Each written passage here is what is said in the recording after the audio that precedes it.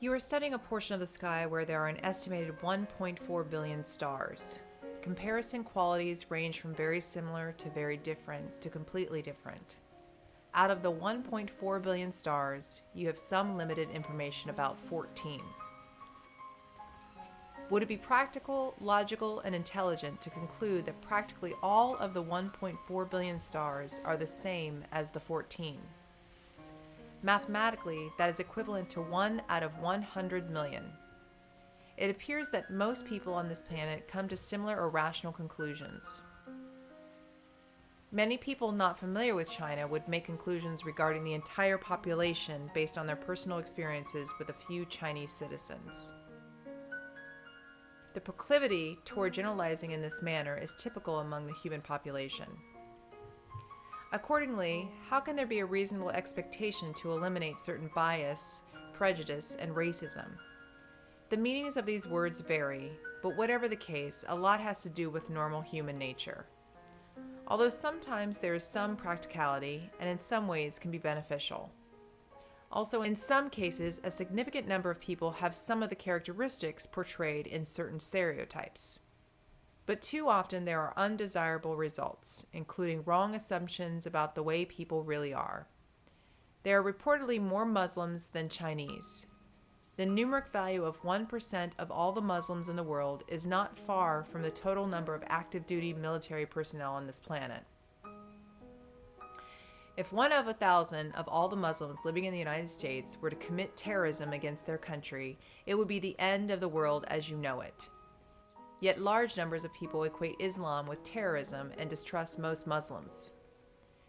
Situations have exacerbated since many people, especially some law enforcement officials, have alienated many Muslims. Mistreatment of people can at times result in negative unattended outcomes. The Muslim population in the U.S. is not going to be detained or neutralized in any other way.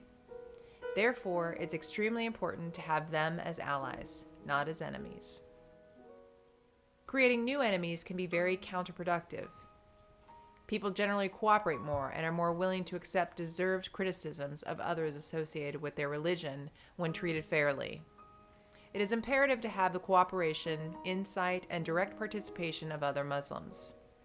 Many Muslims have worked diligently and have made great strides in their efforts to combat some of those committing atrocities in the name of Islam. However, collectively, it appears to fall short of expectations. Consider this example. What if groups and individuals were perpetrating certain actions and behavior in the name of Roman Catholicism? Entering clinics where abortions are performed and shooting to death personnel working there. Setting bombs in such facilities.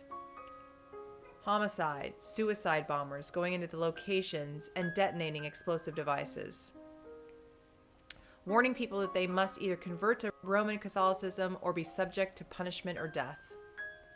Massacring students and staff at the schools that do not have curriculums in accordance to Catholic teachings.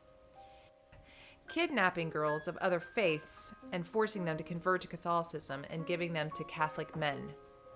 Committing numerous acts of terror, atrocities, war, genocide, mass murder, savagery, destruction, all in the name of Catholicism. What types of reactions would you expect from Catholics throughout the world? How widespread, how serious, how effective would be the actions and condemnations of Catholics worldwide? Collectively, how much of an impact would it have toward the alienation of those with such radical, deranged, and evil doctrines purported to be associated with the Catholic Church? This is not a direct comparison with Islam, since there are differences. The Pope, for one, but also certain beliefs of Muslims regarding justifications for certain actions. But still, there are a number of means to express widespread denunciations. During the past 30 years, and especially the past 15, atrocities committed in the name of Islam have adversely affected the world in ways far exceeding that of all other religions combined. Most people may think in terms of human carnage and material destruction, but all the terror, inconveniences, lifestyle changes, and security expenditures are very significant. As for the dollar amount, if every Muslim on this planet paid the sum of $100, it would not pay for the monetary losses. Large numbers of people almost instinctively consider certain aspects of their lives they identify with as being inherently positive or even superior without question. Their country, city, school, neighborhood, local sports team, workplace. Bias is a very normal part of human existence. Many people generally place more importance on the messenger than the message. Inaccurate statements, speeches by someone perceived as being credible and appealing are often believed without question. Those not perceived as being credible or desirable are often not believed, even though accurate. Example, people tune in to a lecture on health.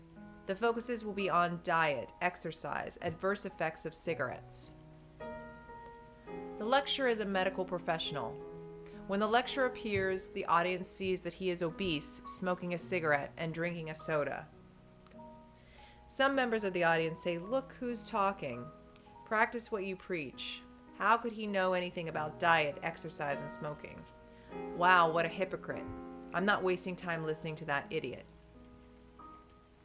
It may be better to consider who delivers the message as being inconsequential when the message is accurate and important. Too often people are deceived by the appearance or attributes of the messenger. How some individuals are in their private lives should not always interfere in one's judgment of the content or value of the message. Neither should certain other aspects or affiliations. But of course, in some cases, image and perception are very significant.